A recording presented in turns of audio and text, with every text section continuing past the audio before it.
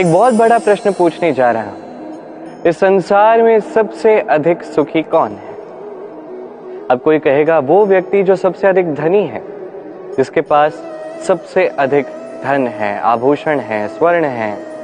कोई कहेगा किसी राज्य का राजा, क्योंकि वो शासन कर पाता है, उसके आदेश के बिना कुछ भी नहीं होता, आदि इत्यादि। इसका उत्तर यदि मैं दूं तो मैं इतना ही कहूंगा कि संसार का सबसे सुखी व्यक्ति वो है जो संतुष्ट है। उसके पास संतुष्टि रूपी धन है जो उसको सुखी रखता है। अब ये संतुष्टि ये कैसे आती है जीवन में?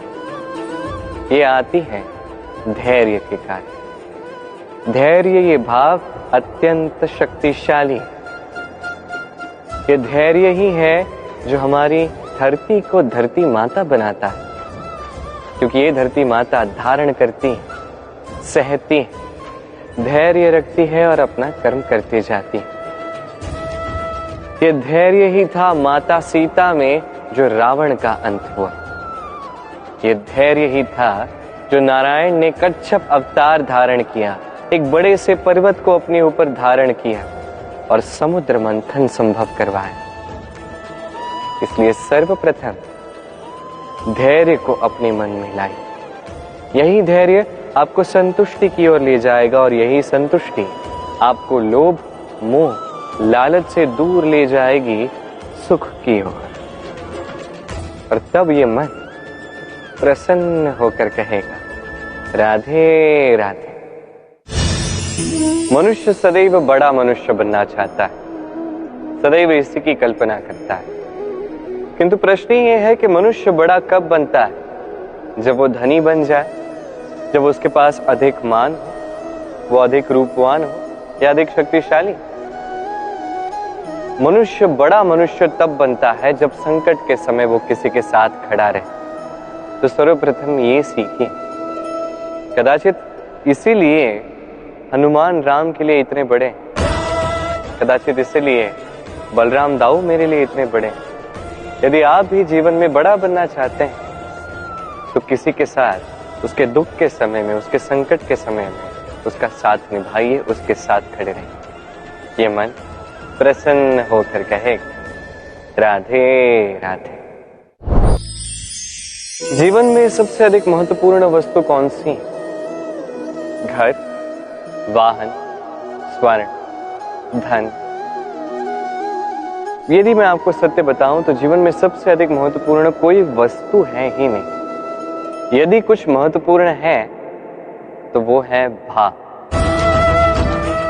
करुणा, मित्रता, मातृत्व, वात्सल्य और सबसे अधिक महत्वपूर्ण प्रेम।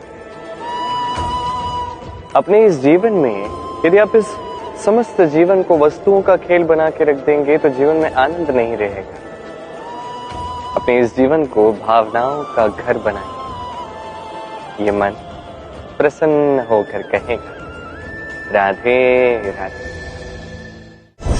मनुष्य की एक अत्यंत विचित्र प्रवृत्ति होती है दूसरों के विषय में, उनके जीवन के विषय में, व्यक्तित्व के विषय में, भविष्य के विषय में अनुमान लगाना। ये अनुचित है। किसी के भूतकाल को लोग देख के भविष्य बता देते हैं, वर्तमान को देख के उसका भविष्य का अनुमान लगा लेते हैं। उदाहरण दूं तो किसी दास को देखिए, उसे देख के लोग कहते हैं कि इसके भविष्य में ये हो सकता है, अनुमान लगाते हैं। अरे इस राजा को देखिए, ये तो कितना सुखी होगा, ये तो संसार का सबसे अधिक सुखी व्यक्ति होगा, कितनी सुख सुविधाएं हैं इसके पास, अनुमान लगाते हैं। सत्य तो ये है कि आप किसी के व्यक्तित्व के विषय में या भविष्य के विषय में पूर्ण सत्य कभी ज्ञात कर ही नहीं सकते, बस अनुमान लगा सकते हैं। और अनुमान लगा के कोई लाभ नहीं होने वाला, क्योंकि ये काल जो है ये अत्यंत शक्तिशाली है। काले से काले कोयले को ये हीरा बना सकता है, बड़े से बड़े राजा को रंक बना सकता है एक क्षण में। फिर आपके अनुमान का क्या लाभ, क्या मिला अनुमान लगा के? इसलिए कभी किसी के विषय में कोई अनुमान नहीं लगाएं, उसके भविष्य के विषय में कोई अनुमान नहीं लगाएं।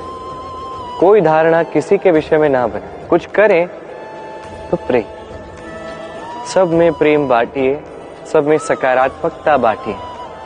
ये मन प्रसन्न होकर कहेगा राधे राधे। कहते हैं संसार में हर रोग का उपाय है। यदि आप अपने शरीर से प्रेम करते हैं तो व्यायाम कीजिए, यदि आप श्वास से प्रेम करते हैं तो प्राणायाम कीजिए, यदि आप अपनी आत्मा से प्रेम करते हैं तो ध्यान कीजिए, किंतु यदि आप अपने जीवन से, परमात्मा से प्रेम करते हैं तो सबसे प्रेम करते रहिए। ये प्रेम अत्यंत महत्वपूर्ण और आवश्यक है। इस प्रेम से अच्छी ना कोई औषधि है, ना कोई आसन, इससे अच्छा ना कोई व्यायाम है, ना कोई प्राणायाम। ये प्रेम बड़े से बड़े समस्या का हल निकाल सकता है। प्रेम बड़े से बड़े संकट को आपसे दूर कर सकता है। ये प्रेम आपको जीवन जीना सिखाता है, क्योंकि ये प्रेम ही जीवन का वास्तविक सार। तो आइए और मेरे साथ प्रेम से कहिए राधे राधे।